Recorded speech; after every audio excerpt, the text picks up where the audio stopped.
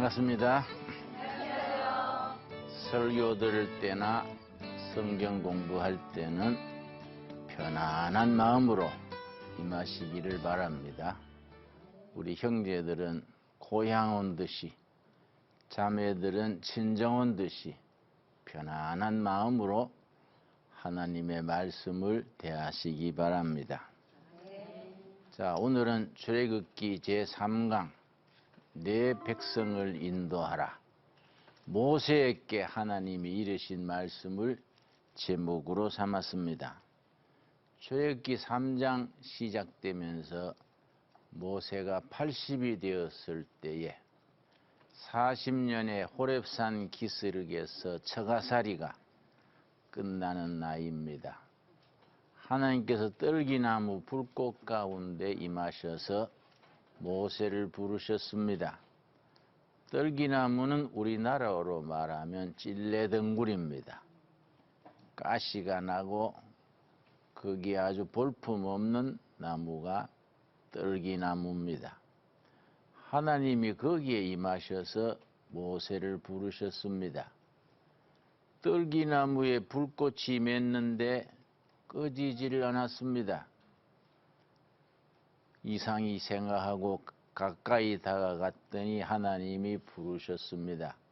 모세야, 네 선 땅은 거룩한 땅이니 네 발에 신은 신을 벗어라. 거기서 모세가 이스라엘 민족의 지도자로 하나님이 세우신 일꾼으로 부르심을 받았습니다. 지금 또 이스라엘 백성들은 이 부분을 굉장히 중요하게 받아들여서 이스라엘 민족의 민족적 상징으로 떨기나무에 임한 불꽃을 상징합니다. 이스라엘의 국기는 다윗의 별 국기입니다. 그러나 민족적인 심볼, 상징은 떨기나무에 임한 불꽃이 자기들 민족의 상징으로 쓰고 있습니다. 이스라엘 사람들은 두 가지 의미를 붙입니다. 첫째는 고난의 역사 속에서 하나님이 계시하시고 인도하셨다. 그 떨기나무, 가시나무가 고난의 역사를 상징한다고 해석했습니다. 두 번째는 나무 중에 후진나무, 좋은 나무 숱하게 많은데 하필이면 쓸모없는 나무 떨기나무에 임하신 것이 지구상에 민족도 많고 백성도 많은데 제일 후진 백성 이스라엘 백성을 선택하셔서 택한 백성으로 세우셔서 사명을 맡기셨다. 그런 뜻에서 떨기나무에 임한 불꽃을 민족적 상징으로 받아들입니다. 하나님께서 모세에게 네 발에 신은 신을 벗어라. 네 선 땅은 거룩한 땅이다. 근데 우리가 얼뜻 이해가 되지 않는 부분이 있습니다. 고개를 갸우뚱할 수밖에 없습니다. 실내도 아니고 그 산기슭에 그 돌자갈밭에 가시나무 앞에서 너 신발을 벗어라. 왜 그렇게 하셨을까? 우리가 의문이 듭니다. 영적으로 이해할 때는 하나님으로부터 사명을 받는 자리, 그 자리는 거룩한 자리입니다. 그래서 네 신발 벗고 내가 너에게 주는 사명에 살고 사명에 죽어라. 그런 의미가 들어 있습니다. 신발은 뭘 상징합니까? 사람은 신발 신고 자기의 뜻을, 자기의 야심과 자기의 뜻을 이루려고 동분서주합니다. 좀 흔히 하는 말로 뭔가 출세해 보겠다고 초상집 개처럼 이리 뛰고 저리 뛰고 뜁니다. 하나님께서 80까지 자기 걸 얻어보려고 헤매던 모세에게 이제 너가 내 앞에 무릎 꿇고 네 개인의 목표, 개인의 인생, 개인의 방황은 다 끝내고 내가 너에게 주는 사명에 살아라. 그래서 거기서 신발 벗게 하신 것으로 이해됩니다. 그러고 모세가 신발 벗고 그 자리에 엎드렸을 때에 하나님께서 사명을 주신 것이 10절입니다. 출애굽기 3장 10절 말씀. 이 3장 10절이 출애굽기 전체의 주제가 됩니다. 이제 내가 너를 바로에게 보내어 너에게 내 백성 이스라엘 자손을 애굽에서 인도하여 내게 하리라. 이 말씀을 줄여서 어떻게 표현하냐 하면 내 백성을 인도하라. 오랜 세월 애굽에서 바로 왕의 종살이하는 내 백성 이스라엘 백성, 내가 택한 백성을 인도해라. 내 백성을 인도하라. 오늘 강의의 제목으로 제가 삼았습니다. 그렇게 하나님께서 사명을 맡기셨더니 40년 전 같으면은 하나님이 안 시켜도 자기가 나섰는데 40년 전 기억하시지요? 모세가 40대 있을 때에 바로왕의 공주의 양아들로 왕궁에서 지도자 과정을 다 공부하고 무술도 익히고 나라 다스리는 법도 익히고 요즘 우리나라식으로 말하면은 서울대학 법대 졸업하고 저 하버드 대학 MBA 코스 졸업하고 정치학 박사 졸업하고 문무를 겸해서 뭔가 높은 자리로 뜻을 이루어 보려고 나가던 자리입니다. 그런 40년 전 같으면 하나님이 내 백성을 인도하라 안 그래도 자기 볼로 나서가지고 노동감독관을 죽여서 땅에 묻고 그걸 했지 않습니까? 40까지 모세 교육받은 것은 결국은 폭력으로 완력으로 문제를 해결하려던 수준이었습니다. 그런 수준으로서는 자기 하나님의 백성을 가나안 땅으로 인도할 지도력은 못 되는 거지요. 하나님께서 40년간 호렙산 기슭에 처가살이 하면서 그 처가살이가 얼마나 고달팠겠습니까?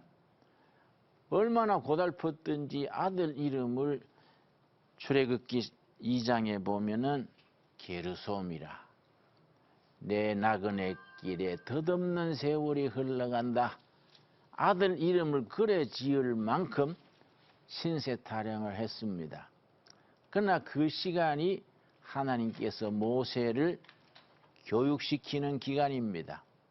그 40년, 80이 됐을 때에 모세는 가장 온유한 사람, 폭력이나 완력이나 사람의 어떤 야심을 가지고 일을 이루는 것이 아니라 하나님 앞에 엎드려서 하나님의 뜻을 따라 하나님의 일을 이루어가는 하나님의 도구로 사람이 바뀌어졌습니다. 그래서 민수기 12장 3절에 보면은 80이 됐을 때 모세가 어떻게 변했는가 아주 잘 표현합니다. 우리 한번 찾아보겠습니다. 민수기 12장 3절 보면은 그 40년 동안에 모세가 하나님 앞에 교육받으면서 어떤 사람으로 변했는지 아주 확실하게 일러줍니다. 민수기 12장 3절 말씀, 여러분 성경 찾을 때는 천천히 찾아야 더 빨리 찾습니다. 괜히 서둘러 찾다가는 성경 책장 찢어지기 쉽고 오히려 더 잘 못 찾습니다. 민수기 12장 3절, 이 사람 모세는 온유함이 지면의 모든 사람보다 더하더라. 40이 됐을 때는 야심, 폭력, 완력, 자기 힘으로 뭘 해보려고 그랬는데 40년 호렙산 광야에서 양떼를 몰면서 하나님 앞에 교육받은 뒤에 바뀐 겁니다. 온유한 사람으로, 겸손하고 낮아지는 사람, 부드러운 사람을 온유라고 그럽니다. 나부남 그러지요. 나도 부드러운 남자다. 나부녀, 된장녀가 아니고 나부녀, 나도 부드러운 여자다. 이 스스로 부드러워지는 게 아니라 하나님이 40년간 황량한 호렙산 그 광야에서 훈련을 시켜서 온유한 사람으로 변화가 된 겁니다. 왜냐?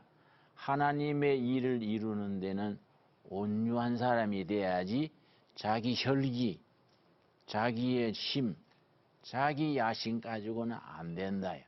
그래서 마태복음 11장 28절 29절에 보면은 예수님께서 너희는 내게로 와서 배워라.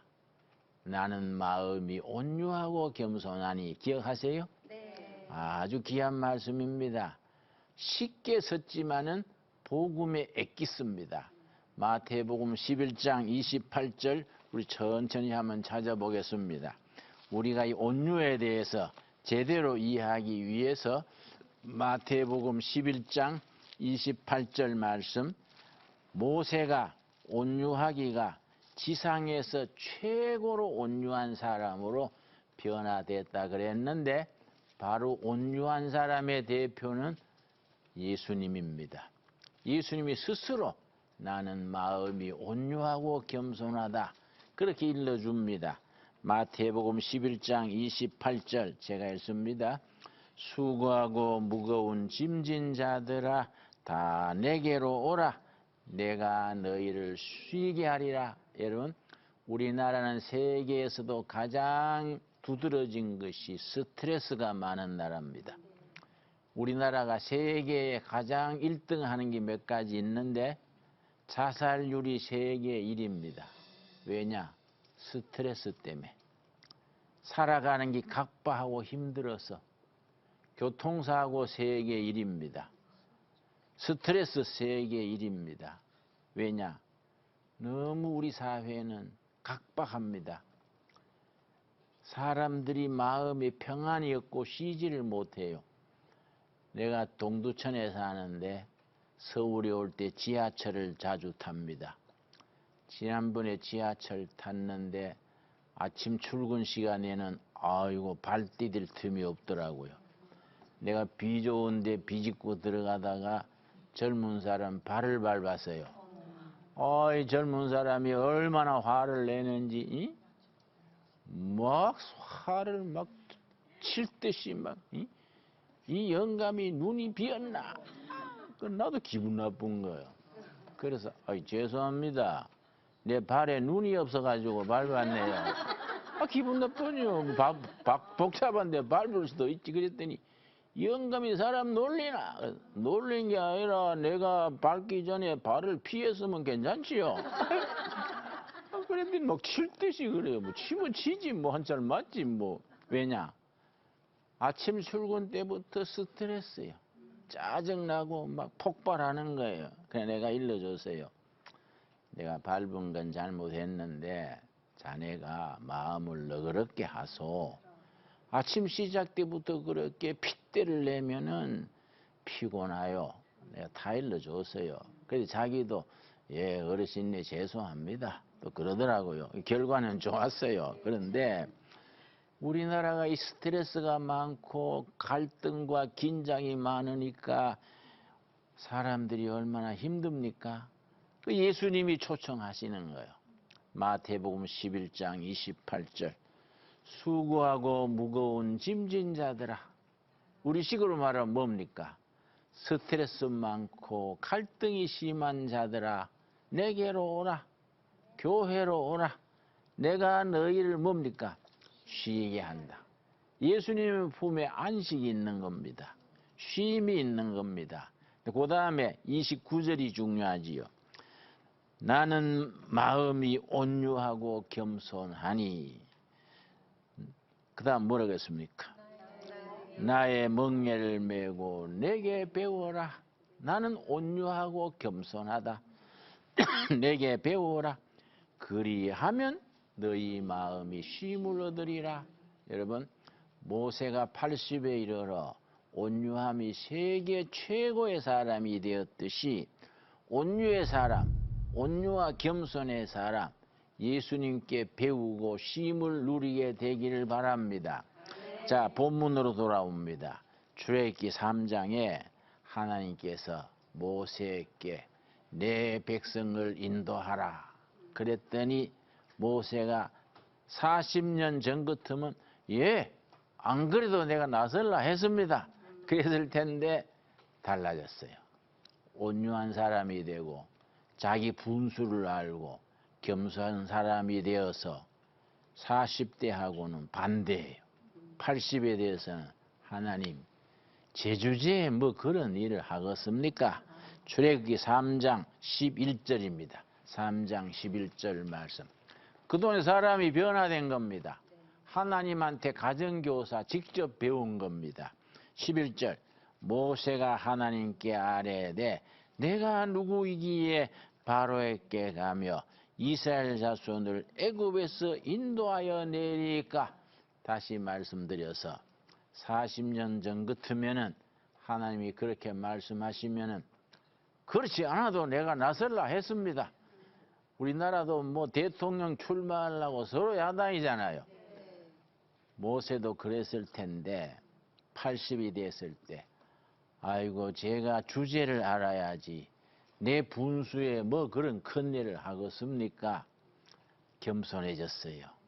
그랬더니 하나님께서 12절 말씀 하나님이 이르시되 내가 반드시 너와 함께하리라. 하나님이 뭐 다른 거 도와준다는 게 아니에요.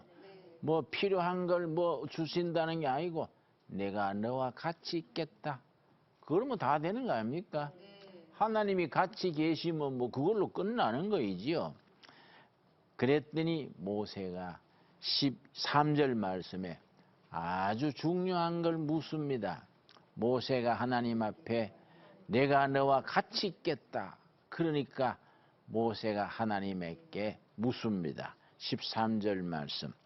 모세가 하나님께 아뢰되 내가 이스라엘 자손에게 가서 이르기를 너희의 조상의 하나님이 나를 너희에게 보내셨다 하면 그들이 내게 묻기를 그의 이름이 무엇이냐 하리니 내가 무엇이라고 그들에게 말하리까? 사실 현실적인 문제지요. 그러시다면 하나님 내가 동족들한테 가서 하나님이 너희를 인도하라고 보냈다. 그러면 40년 만에 나타나가지고 내가 너희를 인도하려고 왔다 그러면 당신을 보낸 하나님이 누구냐? 물으면 누구라 할까요? 왜 이 질문이 나오냐 하면은 고대 사회에 그때 그 시절의 문화와 그 시절의 전통을 알아야 됩니다. 고대 사회는 다신론의 사회예요. 다신론. 신들이 많은 겁니다. 이 민족과 저 민족이 전쟁하면은 어느 민족이 이긴다고 생각했느냐 하면은 신이 센 쪽이 이긴다고 생각한 겁니다. 옛날에 신이 뭐 민족마다 나라마다 신이 다른 거예요.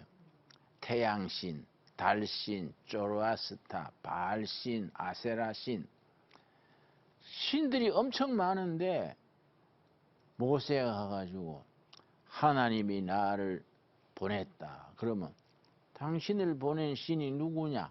태양신이냐? 달신이냐? 바알신이냐? 조로아스터냐? 그럼 누구라 할까요 이게?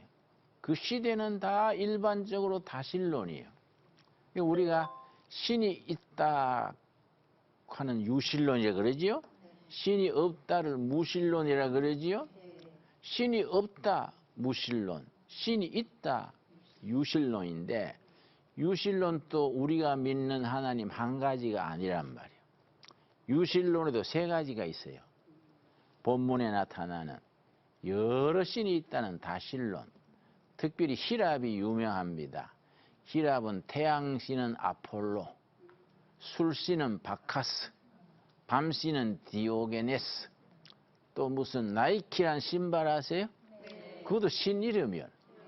달리는 신이 나이키야. 나이키.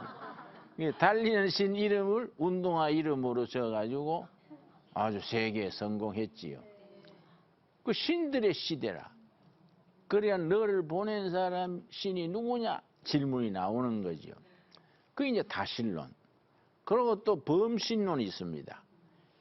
힌두교, 불교, 여러분 요가 아시죠? 요가. 요가를 인도 사람들이 그걸 발전시킨 심신의 수련인데 요가의 밑바닥에는 범신론, 힌두교, 불교의 전통이 깔려 있습니다. 그러니까 범신론은 뭐냐? 팬티즘 그래서 산에는 산신이 있고 나무에는 나무신이 있고 꼴짝이는 꼴짝의 신이 있고 다 신들이 있는 거예요. 이 범신론. 그래 힌두교, 불교는 다분히 그 전통이지요. 그런데 성경의 하나님은 어떤 신입니까? 유일신 하나님. 한 분 하나님. 근데 참 우리 민족이 특별합니다. 우리 민족이 하나님 잘 믿는 이유가 조상 때부터 내려옵니다. 이웃나라 일본은 태생적으로 다신론입니다. 우리하고는 완전히 달라요. 일본은 공식적인 신, 일본말로 하나님 신이 가미사마요. 일본은 공식적으로 가미사마가 6,000명이라. 거기에 여호와 하나님이 들어가니까 6,001명째 되는 거예요. 일본 사람들은 종교관이 아주 편리해요. 내가 일본 가가지고 강의를 했는데 주일 예배를 일본 교회 가서 드렸는데 식사 마치고 나서 예배 마치고 나서 식사를 하는데 그 교회 청년회 회장이 내 앞에 앉았어요. 식사하다가 나한테 뭐라는 거 하니 김 선생 나는 오전에 교회에서 예배를 드리고 오후에는 마을 법당에서 법회에 참석합니다. 그녀가 이상해서 아이고 바쁘시네요. 오전 오후로 그렇게 교회 갔다 절에 갔다 왜 그래 바쁘게 사세요. 그랬더니 그 사람이 시치미를 뚝 따고요. 오전 오후로 고루 해놓으면 한 군데는 아다리가 안 되겠습니까? 이러는 거예요. 그 일본식 사고라 일본식. 그 일본이 뭐 상당히 뭐 경제력은 왕성하지만은 신앙적으로는 일본은 아주 밑바닥이에요. 일본의 뒷골목에 가면요 집집마다 문 옆에 신을 모시는 요거만한 신상이 있고 아침에 꼭 음식을 차려 놓는다고요. 그러니까 일본에는요 돈 없어도 먹고 사는 거는 지장 없어요. 집집마다 문 앞에 음식을 차려놔서 신에게 바치려고 가미사마지. 그거다 다니면서 주워 먹으면 돼요. 응? 또 신에게 바치니까 뭐 좋은 거 바치고 뭐 사과니 과일이니 뭐 생선 토막이니 해놨어요. 우리는 뭐 그런 관계 없으니까 뒷짐지고 다니면서 골라서 먹으면 돼요. 가미사마가 많은 거야 그러는. 근데 중국 사람은 또 하나님을 상제 황제 위에 높은 황제가 상제예요. 우리나라는 유독하게 조선민족은 하나님. 우리 조상 때부터 성경이 들어오기 전부터 하나님이 딱 정해져 있는 거예요. 그 외국 선교사들이 한국 와가지고 성경 번역하다가 깜짝 놀랐어요. 아프리카 어떤 나라는 하나님이란 개념이 아예 없어가지고 하나님이란 말을 만드는데 7년 걸렸다 그래. 그런데 조선민족은 딱 들어오니까 하나님이 성경의 하나님 그대로라. 그래서 선교사들이 놀래버렸다는 거예요. 그래서 성경 말씀이 들어오기 전에 성경의 하나님이 이 조상들의 머릿속에 벌써 딱 자리 잡고 있는 거예요. 그걸 전이해 그래요. 전이해. 신학적으로 복음에 대한 하나님에 대한 전이해가 마련되어 있는 겁니다. 그래서 모세가 하나님 앞에 내가 동족들한테 가서 하나님이 나를 보냈다 하면 니를 보낸 신 가미사마 상제 이름이 무엇이라 할까요? 물은 겁니다. 그런데 하나님께서 자기 이름을 일러주신 겁니다. 성경에는요 하나님이 자기 소개가 없습니다. 창세기 1장 1절에부터 어떤 하나님이 무슨 이유로 천지를 창조했다 설명이 없잖아요. 창세기 1장 1절 무조건 태초에 하나님 이 말씀으로 창조하시니라. 태초에 하나님이 창조하시니라. 믿으려면 믿고 말라면 말을 하는 식이에요. 설명이 없어요. 태초부터 하나님이 그냥 창조하신 거예요. 이걸 받아들이고 믿는 사람은 축복이고 못 믿는 사람은 벌써 심판 아래에 있는 거예요. 그러니까 하나님은 자기에 대한 설명이 없이 선포요. 선포. 하나님이 천지를 창조하시니라. 그런데 이 모세가 하나님한테 나를 보낸 하나님이 누구라 할까요? 그랬더니 출애굽기 3장에 처음으로 하나님이 자기 이름을 소개하는 거야. 네 이름은 누구다. 이 본문이 그래서 굉장히 중요합니다. 출애굽기 3장 13절 말씀 우리 한번 찾아보겠습니다. 읽어보겠습니다. 내가 읽습니다. 모세가 하나님께 이르되 내가 이스라엘 자손에게 가서 이르기를 너희의 조상의 하나님이 나를 너희에게 보내셨다 하면 그들이 내게 묻기를 그의 이름이 무엇이냐 하리니 내가 무엇이라고 그들에게 말하리까.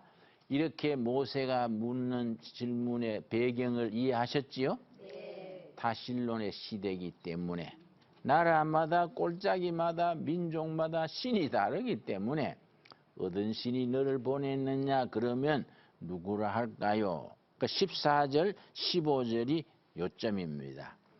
자 14절 하나님이 모세에게 이르시되 나는 스스로 있는 자니라. 이 말씀에 줄을 칩시다.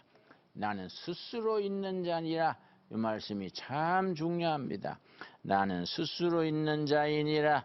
또 이르시되 너는 이스라엘 자손에게 이같이 이르기를 스스로 있는 자가 나를 너희에게 보내셨다 하라. 나는 스스로 있는 자다. 영어 성경에는 I am who I am. 나는 스스로 있는 자이다. 그렇게 말씀하셨는데 요즘 나오는 세번역에는 거기에 이익하고 의미가 하나 밑에 더 있어요. 영어 성경에는 비 괄호를 치고 밑에 주가 붙어 있습니다. 현재로 해석을 하면 나는 스스로 있는 자이니라. I am who I am이요. 초월자로, 절대자로. 뭐 너희가 없다 해서 없어지는 게 아니고 내가 있다 해서 있는 것도 아니고 나는 절대자로, 초월자로, 스스로 있는 자다. 이거는 현재로 해석했을 때입니다.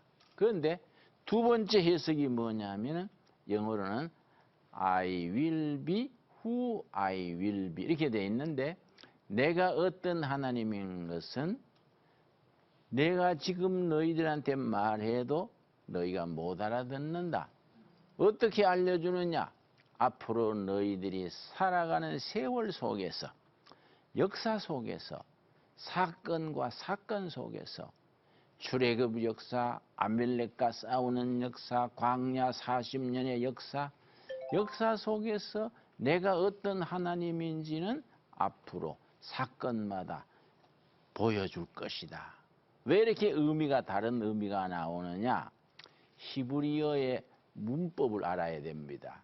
히브리어에는 미래 조동사가 없어요. 나는 간다. 지금 간다도 간다고 열흘 뒤에 간다도 간다요. 앞뒤에 말을 보고 열흘 뒤에 가는구나. 그래 알지. 미래 조동사가 없습니다. 영어에는 미래 조동사가 크게 두 가지가 있지요. I will, I shall. will, shall이 미래 조동사지요. 중학교 때 배웠지 않습니까? will, shall이 미래 조동사인데 히브리어에는 그런 게 없어. 나는 간다. 지금 또 간다고 열흘 뒤에 간다도 간다요. 뭘로 짐작하느냐? 그 앞뒤에 말을 보고 나는 간다 열흘 뒤에 그렇게 이해하는 거예요. 그런데 이 본문 말씀은 나는 스스로 있는 자이니라. 이건 현재로 해석을 하는 거예요. 근데 이걸 미래로 해석을 하면 I will be who I will be가 되는데 이 뜻이 깊습니다. 두 번째 해석을 받아들이면 하나님의 이름이 달라지는 겁니다. 왜냐? 이스라엘 백성들이 큰 사건을 한 건씩 치를 때마다 하나님에 대한 이해가 깊어지고 넓어지고 하나님을 이해하게 되는 겁니다. 자꾸 하나님의 이름이 하나씩 붙어요. 가장 가까운 예가 창세기 22장입니다. 창세기 22장. 우리 천천히 한번 찾아보겠습니다. 창세기 22장. 아주 중요한 내용이지요. 하나님께서 100세 얻은 아들 이삭을 바치라 그런 거예요. 근데 뭐 바치라, 뭐 신학교 보내라, 선교소 보내라 이러면 얼른 보내겠는데 구약시대의 제사는 그런 게 아니잖아요. 죽여가지고 피를 쏟고 각을 띠가지고 제단에 올려서 불태우거든요. 그게 보통 일이 아니지. 구약시대 아들을 바치려면 죽여야 되는 거예요. 하나님께서 언제는 주시고 언제는 아들을 바쳐라. 이게 참 어려운 시험이지요. 이게 이제 출애굽기 창세기 22장 1절. 그 일 후에 하나님이 아브라함을 시험하시려고 그를 부르시되 아브라함아 하시니 그가 이르되 내가 여기 있나이다.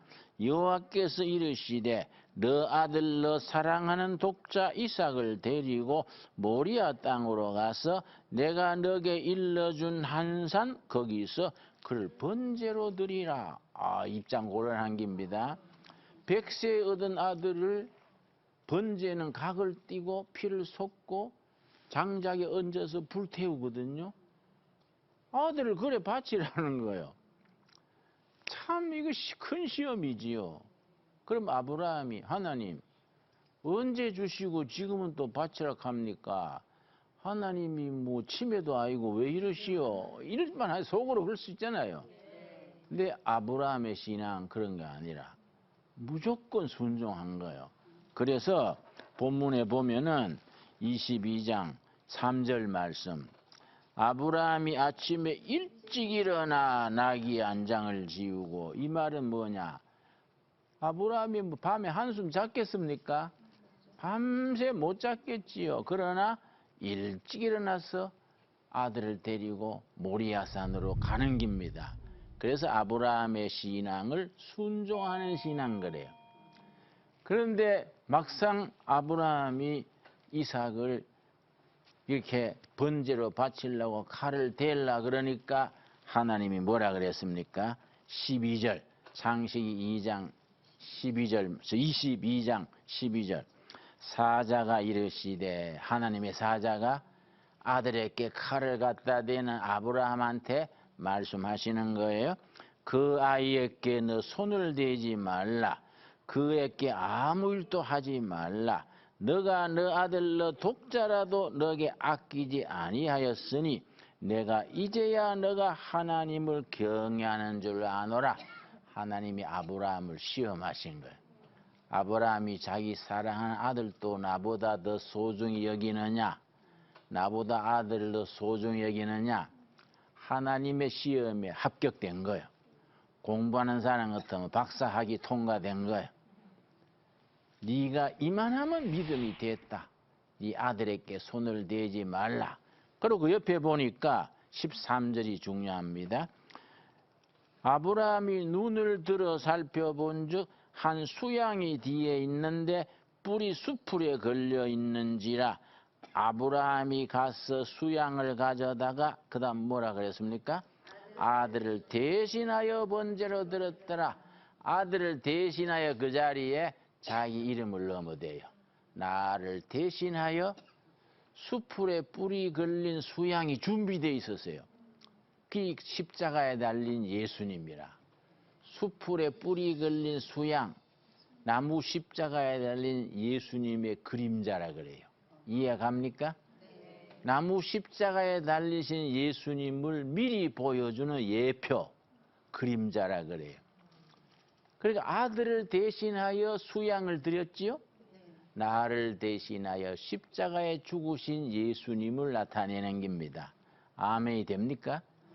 그걸 확실히 깨닫고 아멘하면 구원받은 신앙이라 복음을 깨달았다고 말하는 겁니다. 이런 엄청난 경험을 하고 난 뒤에 하나님에 대한 신앙 고백이 나오는 겁니다. 14절, 창세기 22장 14절. 아브라함이 그 땅 이름을 여호와 이레라 하였으므로 오늘까지 사람들이 이르기를 여호와의 산에서 준비되리라. 그런 엄청난 경험을 하고 난 뒤에 아브라함이 여호와의 이름을 짓기를 여호와 이레. 이레는 미리 준비하셨다.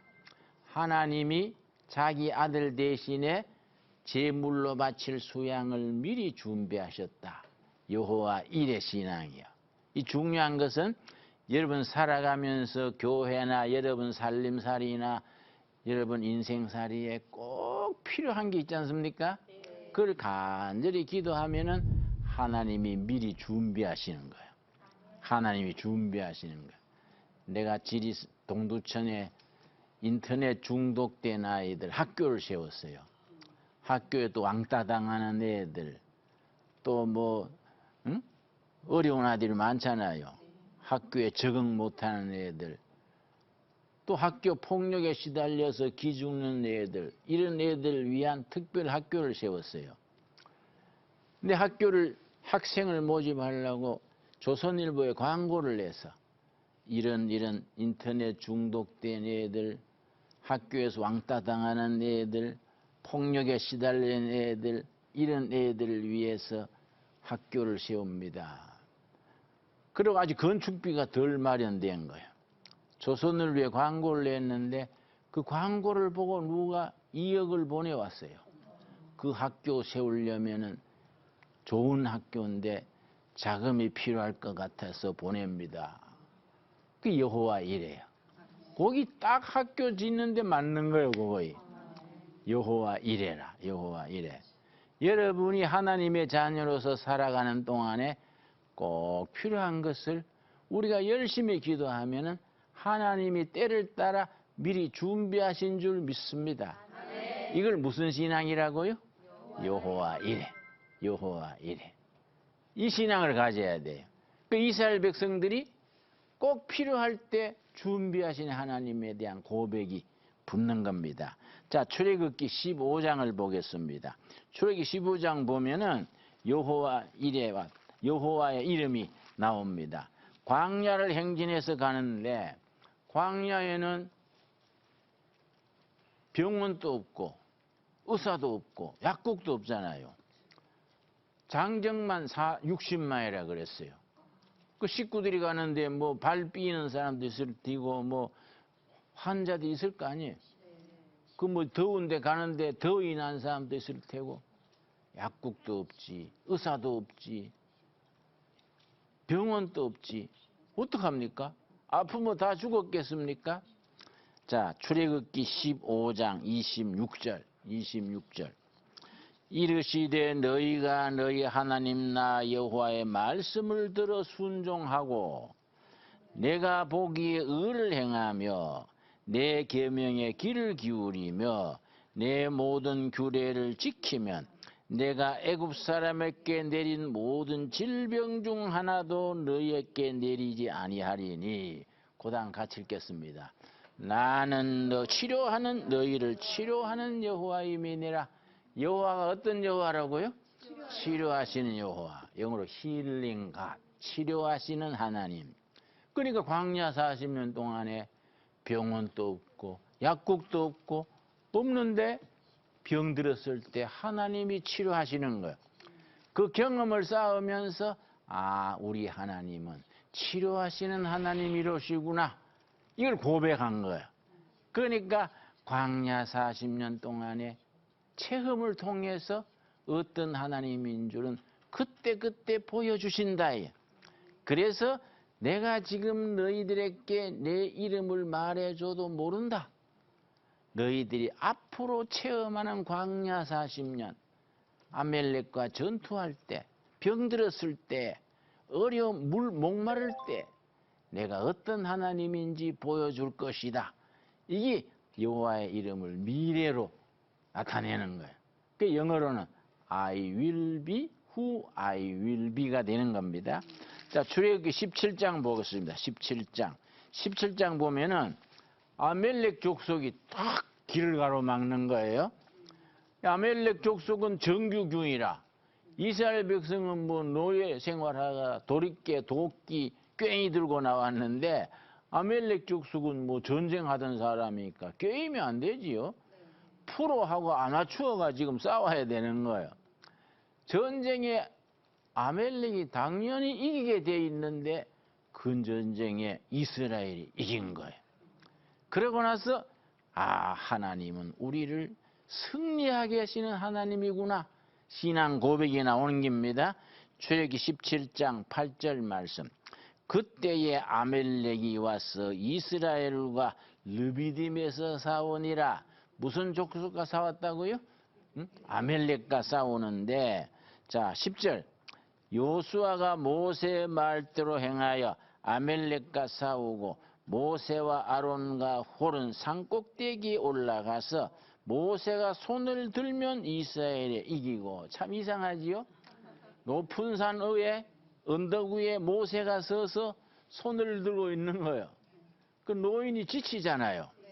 아침부터 저녁 때까지 싸웠다고 나오는데 힘이 없어서 손이 내려오지요. 내려오면 지는 거예요. 그러니까 두 사람이 바쳤다 그랬어요. 누가 바쳤어요? 아론과 홀이 바쳤어요. 손이 안 내려오도록. 그래 저녁 때에 가서 승리한 뒤에 질 수밖에 없는 전쟁에 승리한 거예요. 프로하고 아마추어가 붙어가 아마추어가 이긴 거예요. 그 뒤에 하나님이 이기게 하셨구나. 뭐라 그럽니까? 15절. 완전히 저녁 때 승리한 뒤에 모세가 제단을 쌓고 그 이름을 뭡니까? 여호와 니시. 승리의 깃발이요. 니시는 깃발이요. 무슨 깃발이라고요? 승리의 깃발. 이거는 질 수밖에 없는 전쟁인데 하나님이 승리하게 하셨다. 승리의 깃발 여호와 니시. 근데 중요한 건 그 다음 16절입니다. 이르되 여호와께서 맹세하시기를 여호와가 아멜렉과 더불어 대대로 싸우리라. 지금 또 하나님은 우리 앞에서 아멜렉과 싸우신다. 우리 앞에 아멜렉이 많은 거예요. 모함 받고 물질에 어렵고 온갖 시험들이 우리한테 지금 아멜렉이라. 옛날 아멜렉을 물리치신 여호와 니시 하나님이 오늘 우리 대신해서 싸우시는 거예요. 여러분 아멘 하십니까? 아멘. 이게 우리가 여호와에 대한 신앙 고백이에요. 그러니까 여호와 이레, 여호와 라파 치료하신 하나님, 여호와 니시 승리하신 하나님. 세월 속에서 하나님에 대한 고백이 자꾸 붙어나가는 겁니다. 오늘 거기까지. 여러분 감사합니다.